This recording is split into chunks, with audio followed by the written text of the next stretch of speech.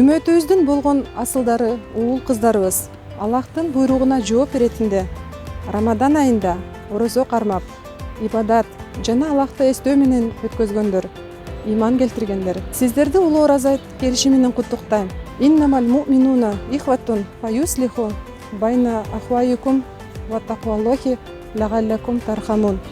Чындыгында момундар бир тууган. Аллахым кыйынчылыкка туш болгон момун мусулмандарга жардам берсин жана жеңилдик кылсын. Сиздерден ихлас менен сураган дуаларыңыз жоопсуз калбасын. Түндөрү жасалган ибадаттар кыямат күнү жазадан калкан болуп берсин. Ассаламу алейкум, урматтуу мекендештер жана момун мусулман бир туугандар. Сиздерди кирип келген айт майрамыңыздар менен чын дилимден куттуктаймын.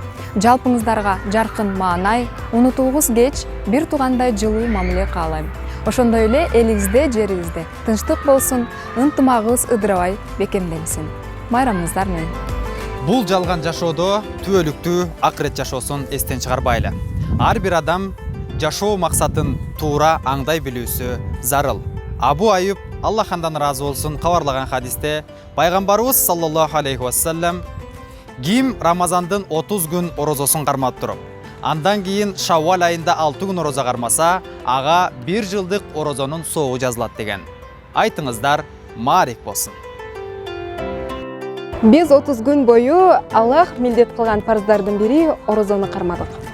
Ар кандай күнөө иштерден тыйылып, нафсибизди өзүбүз көзөмөлгө алып, ар кандай жакшы ибадаттарыбызды, окулган Куран хатым, таравих намаздарыбыз менен Аллах Таалага жакындоого көп аракет жасадык. Абу Хурайра Аллах андан ыраазы болсун кабарлаган хадисте пайгамбарыбыз ага Аллахтын салам салаваттары болсун. Орозо бул калкан. Ошондуктан ким орозо кармаса, адепсиздиктен этият болсун, үнүн көтөрбөсүн. Эгер кимдир бирөө аны сөксө, же урушууга чакырса, мен орозо тутуучумун деп жооп берсин. Орозо туткан адамдын эки сүйүнүчү болот. Бири Роббисине жолуккан учурда, бири оозун ачкан учурда.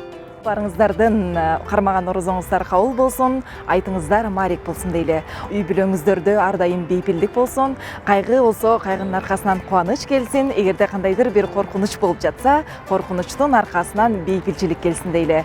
Кармаган орозоңуздар кабыл болсун дейле дагы дайыма ушул Рамазан айында кандай гана жакшы сооптуу иштерди аткарсаңыздар, кандай ибадаттарды кылсаңыздар, мына ошол ибадаттарды, жакшы иштерди 12 ай бою убантыңыздар.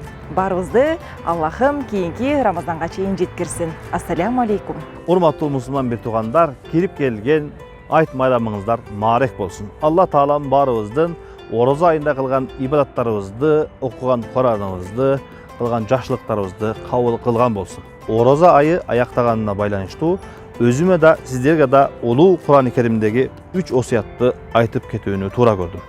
Алардын эң эле биринчиси Алла Таалам Иннама ятакаббалуллаху минал муттакин, чындыгында Алла Таала жакшы иштерди өзүнөн корккон сүйүктүү кулдардан кабыл кылам дейт. Алла Таала барыбызды ошолордон кылган болсун. Ал эми экинчиси фала тартадду ала адбарикум фатанқалибу хасирин. Силер артка чегинип кайтып кетпегиле, зыян тартуучулардан болуп каласыңар дейт. Орозо айында намаз окудук, Куран окудук, өзүбүздү жаман нерседен тыйдык. Орозодон кийин артка кайтып жаман ишке кайра кетип калбайлык. Алла Таалам барыбызды ийгиликтүүлөрдөн кылган болсун.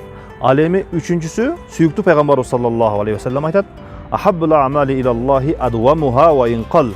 Алла Таалага эң сүйкүмдүү болгон ибадат ал туруктуу болгон, аз болсо дагы туруктуу болгон ибадат Алла Таалам үчүн эң сүйкүмдүү жакшы ибадат.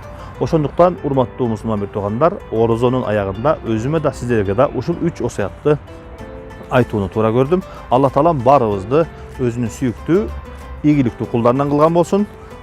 Айт майрамыңыздар маарек болсун. Алла Таалам элибизге, жерибизге, дүйнө жүзүндөгү бардык мусулмандарга Алла Таалам тынчтык, бейпилдик, ынтымакты берген болсун. Ассаламу алейкум ва рахматуллахи ва баракатух.